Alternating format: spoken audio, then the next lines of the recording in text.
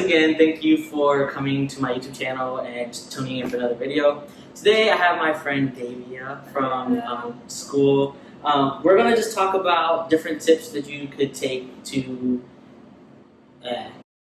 We're going to talk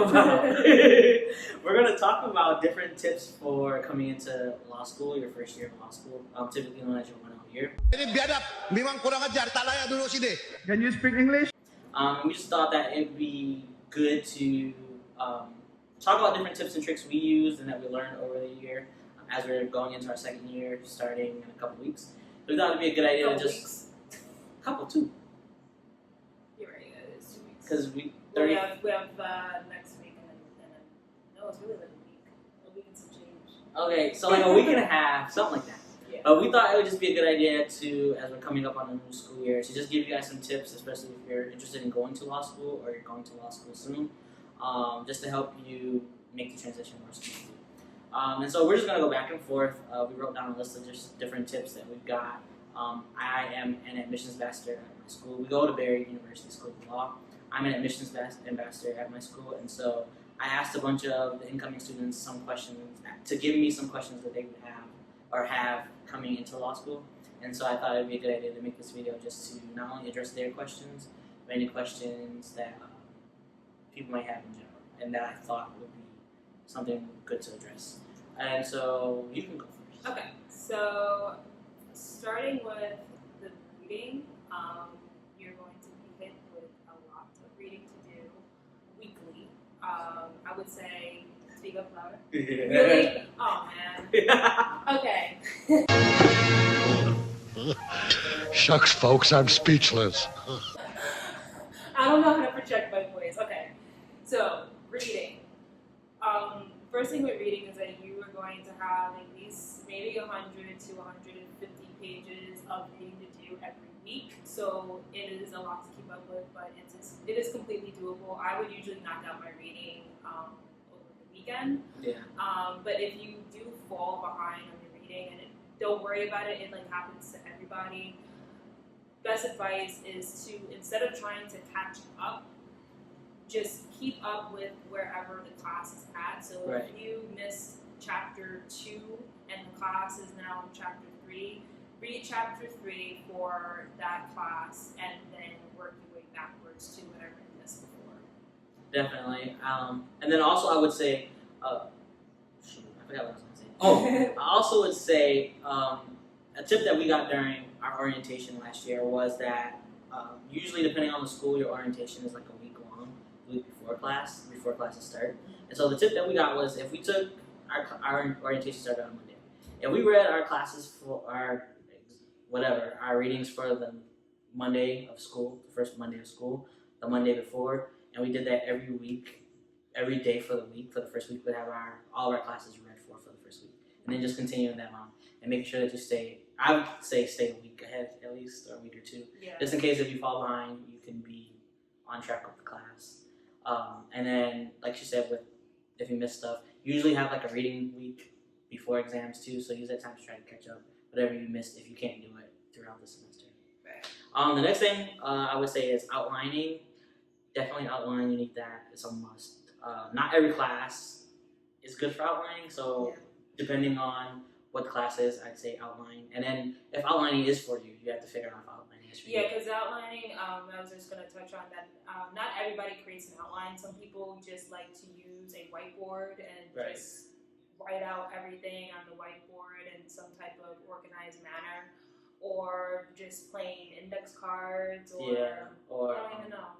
I know on MacBooks, they have like this mind map app that I've seen people use where they do like kind of like the spiderweb maps. Oh, okay. With like different topics. I know what you're talking about. Yeah. Or you can do grids or diagrams, like that type of thing. I would definitely say for crim law, use charts. I know for our crim law, we're in the same section, so you'll get like different sections.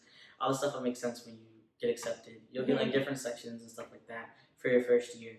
But I know for our crim law class, we had to know Florida specific law and then common law and the MPRE. I'm not MPRE. What is it? The MD. I can't use the MPRE. Model Penal Code, the MPC. MPC, yeah, model penal code.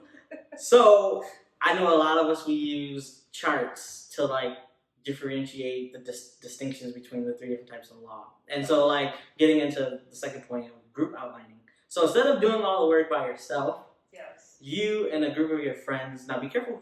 Listen, be careful who you do all this with, because you don't want everybody knowing your study tips I and would strategies. say just one other person or just three. Yeah, people, or like most. if you came into law school with a friend, that could be the one person that you do it. But so the goal is to work smarter, not harder. Yeah. So if you can find one or two other people that and you're both in the same section in the same class and have the same professor, you guys could create like a Google Docs, or I think Word now has it where you can work on multiple things. Okay. One document, multiple people. Yeah, I use Google Docs. And so you could create your outline in there, and then you guys can collaborate on it. So then you're not only thinking about just your perspective on the material, but other people's perspective on the material. And that helps you, expedite the whole trying to get through outlining and stuff. Because in all actuality, and you're probably going to do this your first semester anyways, your outline should technically be done before reading period starts. But if you're like me, your outline isn't done until like the Friday before exams, the first exam. But I actually use outlining as a form of studying. So depending on what study habits you have or what study strategies you use, definitely outline prior to your first reading period. And just to touch on outlines again, outlines are or should be a combination of your reading notes and your class notes. So it's basically condensing those information together into a concise, organized outline. And then ideally your outline going into like final should only be like 10 pages. I know that sounds like not a lot for a semester's worth of information, but as you're outlining and condensing and going over your outline over and over again, you should really be memorizing, because that's the whole goal, is memorizing the law, and the different analyses, whatever you want to call it. So when it comes to the final, all you have to do is refer to that condensed outline. Right, and you can look at that right before the exam, and then like I'll get into that into another video. Let's see. Next tip is Quimbee. Quimbee will be your best friend all through law school. Yes. Quimbee is, if you don't know what Quimbee is, it's basically a website that it's kind of like a supplemental material website, I guess, that mainly offers case briefs. That's what I use it for. I use it for everything. They have case briefs. I know they have questions too. Questions, videos, essay prompts. They have like whole courses where they go through. Like I used it for PR. They have like the whole. It's like another Barbary. Basically, but it has more. Than just what Barbary has to offer. But that's another thing. We're talking about Barbary. But I love Quimbee. Yeah. So with Quimbee, so for a Pacific class where you're reading your cases, you can look up the cases on Quimbee, and it will already have the case briefed for you, the facts, the analysis, the black letter rule, all that. So my suggestion is to go on Quimbee, look up the case that you have to read through the case brief, so that way you get like a layman's terms. Yeah, like a solid, a decent understanding of what's going on in the case. Because some cases can be like crazy and just all over the place, and you're just reading it. Just a lot of like fluffy words, like just big words, like just so much going on that your head is like spinning. So definitely go on to Quimbee first, read through it, and then go and read the full case in your book, and make sure you're actually briefing your cases. I know sometimes like I got like a little lazy with it, so I would book brief.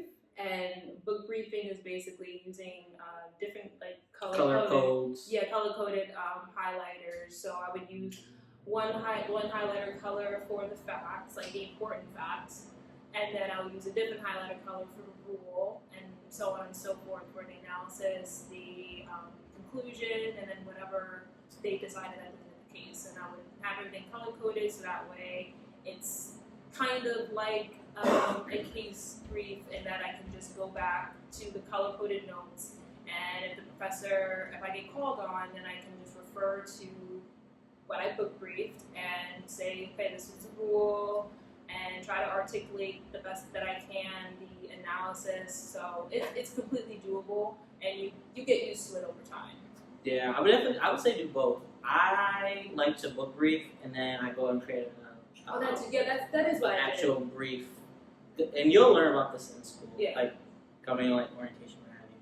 That especially because like the issue with book briefing is like you'll book brief, and like you'll have all these coded things or what have you. But then there's everything else that you haven't highlighted, and it's like trying to pick through everything, and your professors aren't going to wait. Like they want the answer to their question, they want it like right then and there. So it's better to do both, because sometimes they'll ask you a question and then they'll go off on other tangents and other like hypotheticals. And so having the book brief is great, but making sure that you do the actual brief in a separate document. And do your own brief. Don't take someone else's brief or the brief from Quimbee, because sometimes it's wrong, or sometimes like Quimbee will talk about a specific topic in the case, but the case has like 5 different topics, and the topic that you're talking about for the class is completely different from what Quimbee brought up. So making sure that you read everything. That screwed me over one time. So yeah, that's a good point. Next thing I would say is yes. So everybody has issues, with asking help, especially if you're a Leo like me. Or a Taurus like me. I hate asking for help. I want to do everything on my own, but especially Very in law stubborn. school, because law school is not like undergrad. Undergrad you can kind of skate by. You don't really have to know that much, or depending on the program that you're in, know that much, or know as in detail a certain topic. It's easier to get by in your own Right. in college, yeah. And law school is not. It's not. You can't skate by, or you will be kicked out. You can't BS, or you'll be kicked out. And so with that comes, when you need it and you have questions and you don't know the answers, asking for help. Ask. Whether that's upperclassmen, a 2.0 or 3.0, your professor. I know at our school in particular, we have what's called Dean Study Fellows, which are like tutors through the college.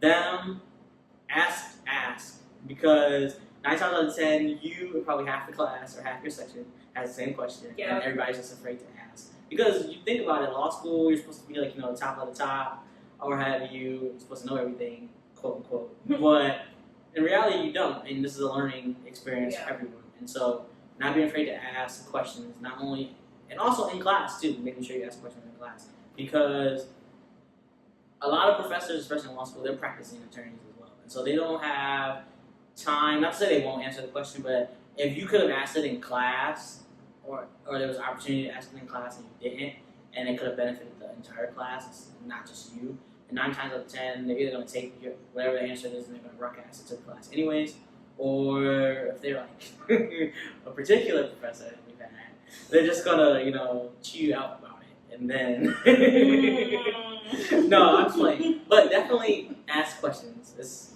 no harm in asking questions, and there's no stupid questions. Yeah. There's stupidly worded questions, but there's no stupid questions. Moving on. Like so many people pop into my head. Okay, I'm like. But don't worry, we're just joking. You're fine. You're fine. We're just playing around. You'll have your own jokes too whenever you start your law school journey. Trust me. Definitely. So next advice is okay. So I'm pretty sure with every school you have an academic advisor of some sort. Definitely utilize your academic advisor. I still need to communicate with my advisor, but this is a tip that I got from another student. She's a year ahead of us. She's going into her 3rd year. So she said that she set up an appointment with her advisor during her first semester, and when she did that, the advisor basically had her set her class schedule for every semester until she's finished with school. So that way, it just makes the registering process a whole lot easier, because you already know, okay, these classes I gotta take, this is what I gotta register for, and and also the thing is that when you're registering for classes, the fall semester going into spring, finals are brewing. And Yeah. I remember we were It's in the midst of finals, and Yeah. or like we were getting ready for finals. And Yeah. so definitely thinking about that stuff ahead of time saves you a lot of headache and heartache in the long run. Yeah, I know. Well, your 1 out year, everything is already like picked out for you, so you really don't have too much to worry about from your first semester going into your second. But after your first year is finished, definitely set out a plan for the remainder of your law school career. Just get that stuff out the way, and it will just make life a whole lot easier. Speaking of classes, while we're on the topic, I would also say take as many classes as you can. Oh, Like yeah, take different, summer diverse classes. summer classes, different types of different topics. Anything that you can think of that you might be interested in, different topics, whether that's family law, cyber law, securities, I don't know, real estate, any type of law that you may think that you're interested in. Take it, because what you think you want to do when you come into law school may not necessarily be what you're going to do when you get out. And so having a roundabout experience is Like a big picture in your head of different classes and what they're like, and that will different kind of classes. give you an insight of what it would be like working in that particular field of law. Right. So definitely branch out after your first year and take different elective courses and to fill in the required courses, because going into your second year, you're likely going to be taking constitutional law, and evidence, professional responsibility. Yeah, so those are the classes that we're taking. So you definitely want to find different fillers of electives that you're actually interested in to kind of balance out the hard classes that you're taking. And also take classes that are going to be tested on the bar, because not all of your required classes are going to be tested on the bar, but there are other classes that aren't required typically at law schools that are going to still be on the bar. So I would definitely look up, depending on where you want to take the bar at, look up the old bar exam and just get an idea of what topics are you normally tested on that bar exam, and then actually try to take those classes, because it'll help you in the long run instead of trying to learn it 3 months before the bar exam. Bar exam. So speaking of the bar exam, we touched on it earlier. We go to school in Florida. We're both from New York, but we go to law school in Florida. So that's why we decided to come all the way down here. But with that being said, being in Florida, depending on so some states allow you to register for the bar like your first year of law school, so that you don't have to worry about it come through every year. And it's also cheaper. Yeah. And so with Florida specifically, the earlier you register for the bar, the cheaper it is. So like now going into our second year, did you register? Oh, now going into our second year, the bar exam was like what? Almost like $600. Almost $600 versus it being like $100. What was it, like $100?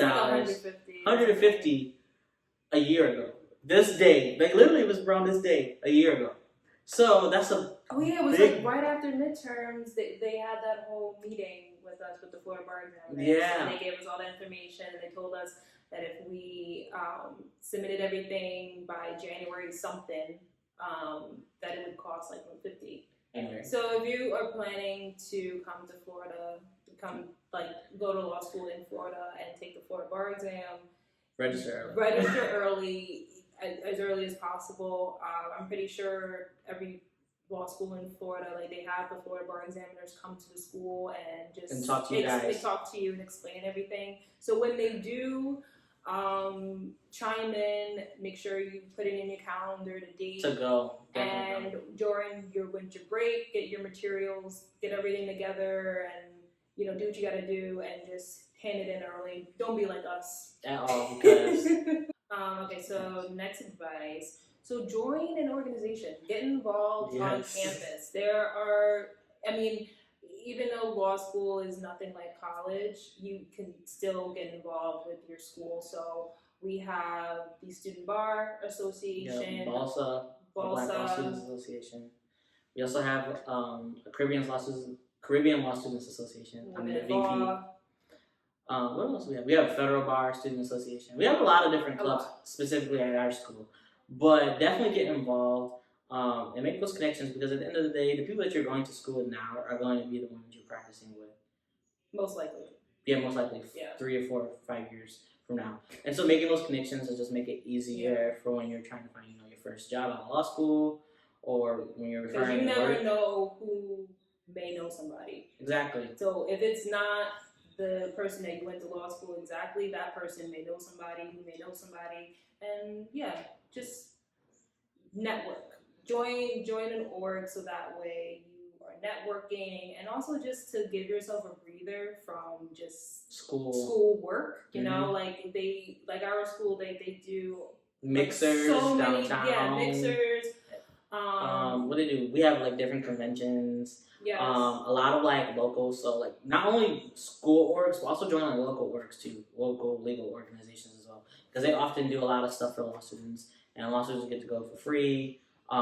They feed you, and you'll notice this, but lawyers like to drink, and so free liquor, all that stuff. So definitely like get out there. This is your time to like yes, you're going to law school as a professional degree, but also enjoy it, because you don't want to work yourself to death and then you look back 5 years and it's like, well, I spent 3 years working myself to death. I didn't meet anybody. Now whatever I'm doing, I don't have any connections in the community, whatever.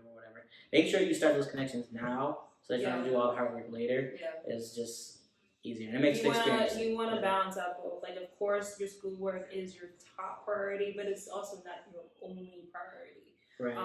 There are still other active things that you need to do in order to make it in the legal field. And one of the biggest things is being able to talk and communicate with other people. If you're there, up in your room or up in the library, just isolated, not talking to anybody. And that's the thing too, like part of the lawyer profession, like all we do is all networking. It's all, communicating and talking to people. So if you can't really be present in a conversation because you're, too busy like with school, then you're selling yourself short, basically. So definitely don't be afraid to put yourself out there, for sure. And now this does not mean in no way that you blow off, schoolwork to go out. No. Make sure your schoolwork is done first, and then go party. Yeah. And don't be like me and party like the day or two before exams, or in between the exam, in the middle of the exam week. Don't be like me. But definitely enjoy yourself, because I don't know about y'all, but I came to law school, especially coming all the way halfway across the country. I came out here to have an experience while also, getting my degree. Yeah. And I will have that damn experience if it's the last thing I can do. And so far so good. Like besides COVID, I was having a very good time here. Like, I'm very happy with the people that I've met. Like, Jean and I went to college together. We didn't know each other at all. And then I found you on Facebook. Yeah. Via probably the very page. Yeah, your school should do like if your school doesn't, you can do this on your own. Your school should have like either a Facebook page or a Twitter group or GroupMe or something. Where like they bring all the incoming students together and utilize that, leverage that, meet people before you get to campus, so that way it's easier for you to network and get to know people. Yeah. But definitely do that, network. Yes. All right, what's next? So it's just bar. So okay.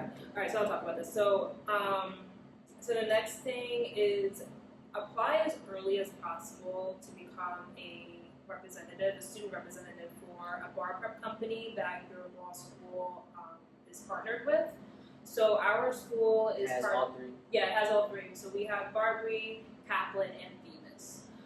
So there are student representatives for all three of those companies. Myself, I am a Barbary representative, and I got started with that during my first year. So if you can't get it your first year, that's fine. But if you do, there's still opportunities to get it like during your 2L year or even your 3L year. But if you start from your 1L year, you would get the bar materials. By the time it's time to start studying for the bar, like you'll get those materials for free, which is great. And then if you start like your 2L year, your 3L year, you'll still get like a discount, but to get. Oh really? Yeah. Okay. So I'm speaking specifically for Barbary. That if you do become a rep for Barbary, then depending on when you start as a rep, you would either get just a discount or you would get all the materials for free starting final year. Other companies are different, but it's still good to just join one because again, you It's free. You get something out of it, and then you, I guess, get the experience of doing a little sales. And you can put it on your resume because if you think about it, you're gonna be selling yourself. That's what all you're gonna be doing. Networking is selling yourself. Mm-hmm. And so, especially in the legal profession, you have to sell yourself to clients. This is give them reasons why they should hire you because there's like a million other attorneys. That's true. I didn't think of it that way. So it's all doing that. But if you can't get a bar prep into a bar prep company, then do like me. Go. There's a lot of different minority legal organizations. Not even just where you're going to school at, but even where you live at. If you don't go to school where you reside at, reach out to them. They love helping out minorities, specifically reaching the next step. And so, like for me, if I don't get in the works of trying to get into my prep, if I don't get into them, I already have an organization that has pledged to pay for my prep. So making those connections, networking doesn't just stop at school, but networking with attorneys that are already out practicing, whether it's 10 years, 5 years, 2 years, a year, and getting into those different organizations because they offer scholarships, bar prep help, fellowships, associateships, all that other stuff. So networking is really important in law school. Yes. Okay, so the last thing we're going to talk about for this video is supplemental materials. So one of the things that really drew me to Barry was that our school actually offers the students supplemental materials for free. A lot of different supplemental materials for free. And you're going to need supplemental materials. And here's the reason why. A lot of the law is not in English. And I say that because either in Old English, which we don't speak Old English now, so it's not the same, or it's in Latin. So, using those supplemental materials, a lot of them, they put them in layman's terms or, terms that we all can understand. And so it helps you better understand the law, understand what you're learning about. And it's better to memorize that stuff instead of trying to learn what the whole case. Because you're not going to remember a lot of Latin for the day of the bar exam. Bar exam. Final or bar exam for that matter. So using those supplemental materials is definitely something we both suggest. Because it's going to save you a lot of time. And incorporating that into your outlines too. Now, and just your study regimen. Exactly. You should be using supplemental materials maybe like on a weekly or even maybe more than that, maybe twice or 3 times a week. However much you need, just do it because definitely. I know West Academic is one that I like because it's connected with the book. With the book. So West Academic is its own company.